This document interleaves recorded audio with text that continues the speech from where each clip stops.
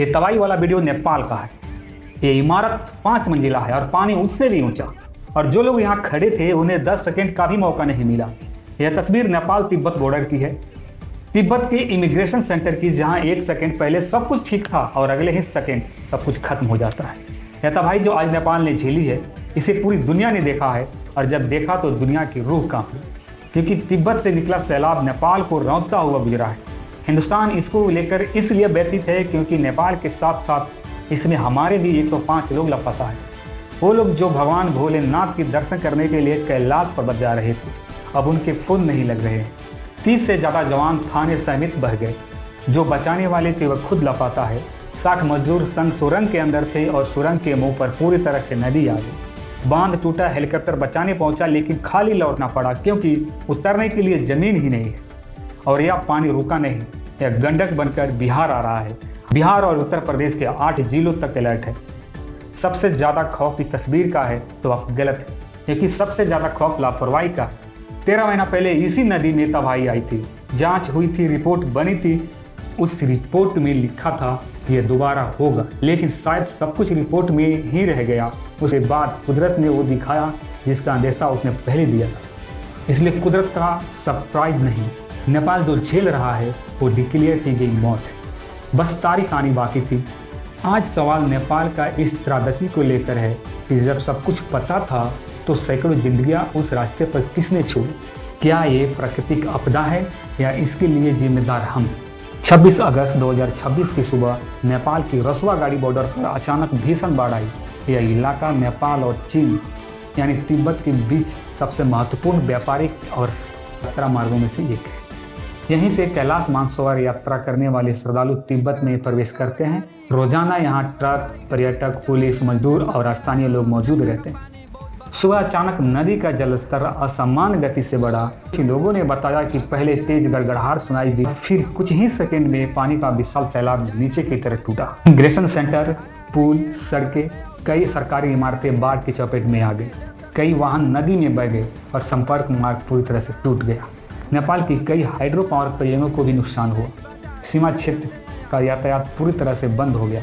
सबसे बड़ा सवाल यही है, उस दिन रसुआ जिले में भारी बारिश भी नहीं हो रही थी, फिर अचानक इतना पानी आया कैसे? वैज्ञानिकों का मानना है कि इसका सबसे संभावित वजह ग्लेशियल लेक आउटबर्स्ट फ्लोट यानी ग्लोफ हो सकता है। आसान भाषा में समझिए, हिमालय में बड़े बड़े ग्लेशियर होते हैं। जैसे जैसे धरती का तापमान बढ़ता है, बर्फ पिघलती है।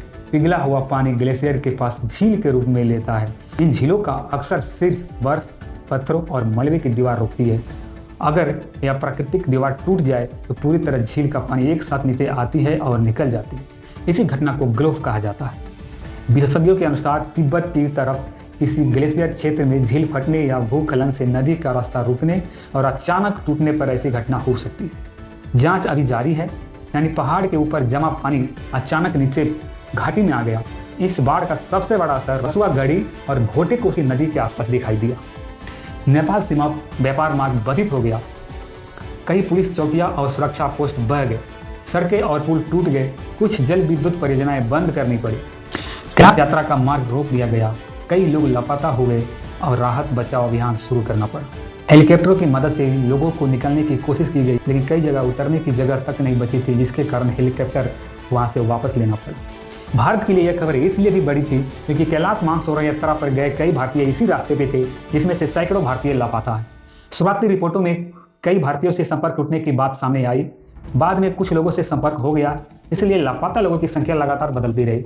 भारतीय दूतावास ने हेल्पलाइन जारी की और नेपाल प्रशासन के साथ मिलकर राहत कार्य शुरू किया। अगर किसी भी व्यक्ति का परिवार संपर्क नहीं कर पा रहा है तो उन्हें दूतावास से संपर्क करने की सलाह दी गई। सवाल उठता है कि नेपाल की बाढ़ को बिहार से क्या संबंध है? घोटे कोसी और त्रिशूली जैसी नदियां आगे चलकर गंडक नदी प्रणाली से जुड़ती है। इसी वजह से बिहार के कई जिलों में जल स्तर बढ़ने की आशंका जताई गई है। प्रशासन ने नदी किनारे रहने वाले लोगों को सतर्क रहने की सलाह दी है और लगातार निगरानी शुरू की है। ध्यान रहे, इसका मतलब हर जगह बाढ़ आना नहीं होता है, बल्कि नदी में पानी बढ़ने का खतरा बढ़ सकता है। 2025 में इसी इलाके ग्लेशियर झील से जुड़ी एक बड़ी बाढ़ आई थी, जिसके बाद वैज्ञानिकों ने हिमालयी ग्लेशियर झीलों की निगरानी बढ़ाने की जरूरत बताई थी। लेकिन क्या हर जोखिम वाली जगह चेतावनी प्रणाली थी?